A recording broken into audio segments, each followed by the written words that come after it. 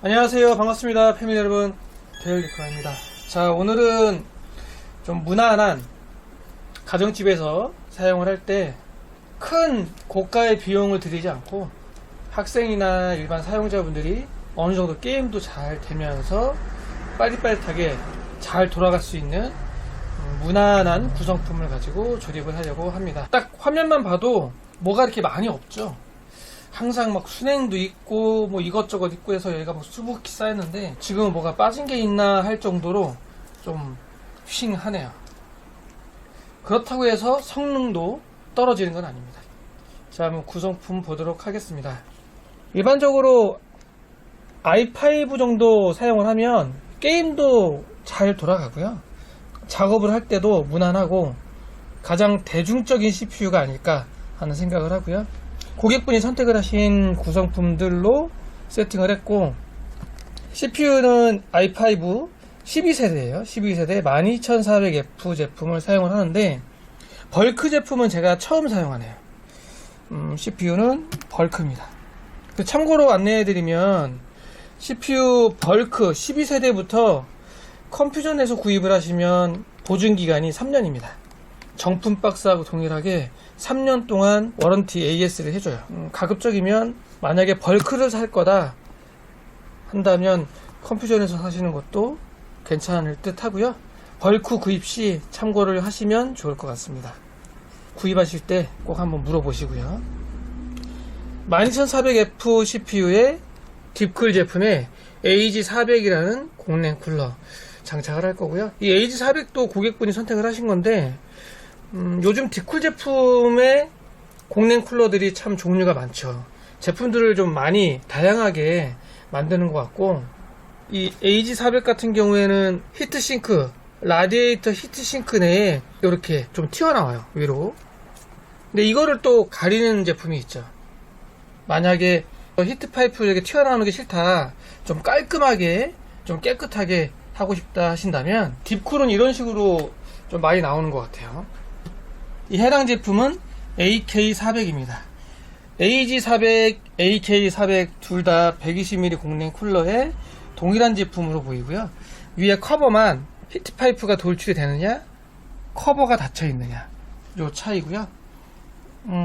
좀 깔끔하게 보이고 싶으시면 요 커버가 있는 AK400으로 하시면 좋을 것 같고, 상관없다, 좀 날 것을 원한다 그러면 AG400을 사용하셔도 될 것 같습니다.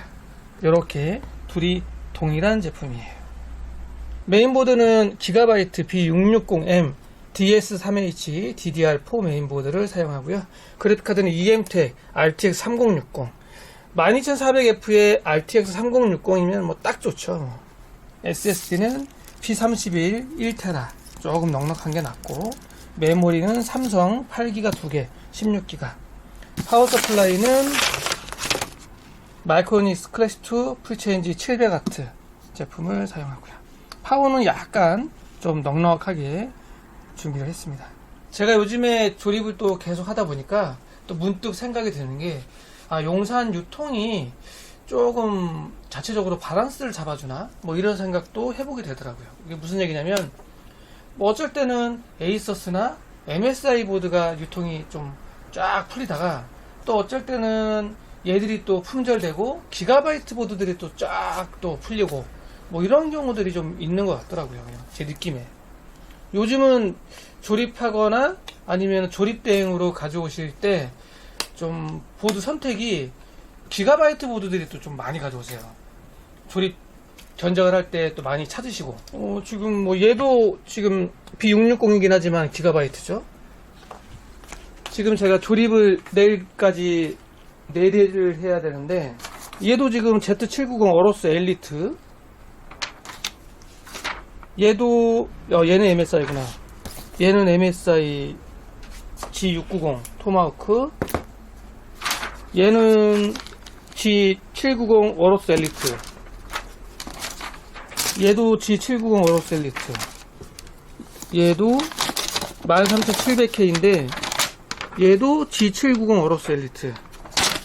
얘는 조립 대행으로 지금 끝난 제품인데 A5 플로우 제품이거든요. 얘는 보드 뭐지? 아, 얘네 에이서스구나. 얘는 또 에이서스네. 이렇게 해서 하여튼 요즘에는 기가바이트 메인보드들을 또 선택을 좀 많이 하시네요. 아마 원하는 제품들이 없어서 또 차선책으로 선택을 하신 게 아닐까 하는 생각도 들고요. 사실 요즘 DDR5 메인보드들이 별로 없잖아요. 구하기 쉽지 않고 물량도 작고. 하여튼 그렇습니다. 요즘 제 생각이 좀 그렇더라고요. 그래서 요즘은 기가바이트 보드들이 많이 들어오더라. 하여튼 이런 식으로 해서 시스템 구성을 할 거고요. 케이스는 대입은 카이저 에어라는 케이스를 이용을 해서 조립을 하고요. 이 정도 구성이면은 뭐 가정집에서 사용을 하실 때 뭐 학생들도 그렇고 일반적인 게임도 좀 잘 돌아가면서 가격 대비 좀 그렇게 고가에 비싸지 않고 사용할 만하다 하는 생각을 합니다. 오늘의 포인트는 쿨러 AG400이라는 타워형 공랭 쿨러, 이렇게 생겼고요. 딥쿨 로고가 이렇게 각인되어 있고요. 딥쿨 괜찮은 것 같아요. 쿨러들도 종류도 많고 또 제품도 괜찮은 것 같고. 자, 지금 보고 계시는 모습, 보고 계시는 시스템이 대입은 카이저 에어라는 케이스에 조립을 한 모습입니다. 아마 카이저 에어 이 제품은 예전에 한두 번 정도 영상에 소개를 시켜드리거나 보여드렸던 제품일 거예요. 아마 보여드렸던 것 같은데, 일단 작업 세팅은 잘 마무리됐고요. CPU 온도 뭐 좋습니다. 뭐 i5 12400F 뭐 영상들 많이 보셨으니까 뭐 아시겠지만 120mm 공랭 쿨러 히트파이프 4개짜리 제품들 장착하면 보통 60도에서 65도 정도 나옵니다. 현재 최대 60도, 현재는 59도 정도 되고요. 보통 120mm의 히트파이프 4개 정도 되면 저 정도는 나오는 것 같아요. 한 60도에서 65도 사이 평균적인 온도가 아닐까. 물론 시네벤치 부하 테스트를 했을 때 이야기고요. 뭐 내부 구성은 이런 식으로 되어 있고, 이러한 스타일의 시스템이 보통 가정집에서 많이들 사용하고 일반 사용자분들이 기본적인 게이밍 PC, 가정용 PC 구성이 아닐까 생각이 듭니다. 이 케이스 같은 경우에도 온오프 스위치가 있어서 이런 식으로 전면, 후면 RGB LED를 끌 수가 있어요. 켤 수도 있고요.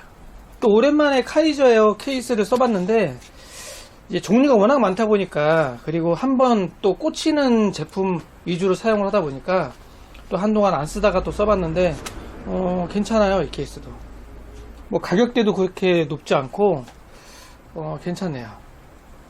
선정리 공간도 괜찮고, 대신에 이제 요런 건 약간 구형 방식이죠. 전면 셋, 후면 하나. 이제 펜은 이 사피 ID 커넥터로 이용을 하기 때문에 몰렉스 방식이라죠. 요게 조금 구형 방식이긴 한데 그래도 뭐 나름 무난합니다. 그리고 가끔 여쭤보시는 분들이 계신데 뭐 영상에서만 이렇게 선정리를 하고 실제 조립할 때는 또 안 그러냐 뭐 이렇게 물어보시는 분들이 가끔 있어요. 영상을 안 찍어도 선정리를 해드립니다. 그런 건 걱정하지 마시고요. 그리고 사담으로 하나 더 말씀드리면, 엊그제 같은 경우는 그런 경우도 있었어요. 문의를 주시는데 노트북 CPU를 좀 바꾸고 싶다 문의를 주셔서, 저는 CPU 교체 작업은 안 합니다. 뭐 메모리나 SSD 뭐 이런 건 교체하는데 CPU 바꾸는 작업은 안 합니다 했더니, 아 그럼 영상에서만 하시는군요, 뭐 이런 식으로 약간 좀 비꼬듯이 말씀을 하시더라고요. 저희 영상에서 제가 CPU를 바꾼 적은 없습니다. 노트북 AS나 업그레이드 영상 보시면 CPU를 교체한 적은 없거든요. 영상에서는 이렇게 하고 실제로는 또 이렇게 하고 그러지 않아요. 제가 이제 나이가 거의 50이 다 돼가는데 뭐 눈 가리고 아웅이라고 유튜브 영상에서만 또 이런 모습 보여드리고 뭐 그러진 않습니다. 오해하지 마시고 봐주셨으면 좋겠습니다. 자, 어떠신가요? i5 12400F 보통 기본적인 사용자분들이 사용하기 무난한 그런 제품이 아닌가 싶고요. 3060 그래픽카드 장착해서 사용해도 뭐 웬만한 게임은 다 돌아가니까 이런 식으로 구성을 하셔도 좋을 것 같아요. 자, 오늘은 딥쿨 제품의 AG400이라는 공랭 쿨러와 함께 카이저 에어 케이스에 조립을 해봤습니다. 일반 사용자분들이 사용하기에, 학생들이 사용하기에 이 정도면 좀 무난하고 좋을 것 같습니다. 제 개인적인 생각에. 자, 그러면 저는 마무리하고요. 지금 이발을 안 해서 엄청 많이 자랐어요 지금. 그래서 저는 잠시 미용실 가서 머리카락 좀 자르고 오도록 하겠습니다. 이만 뿅!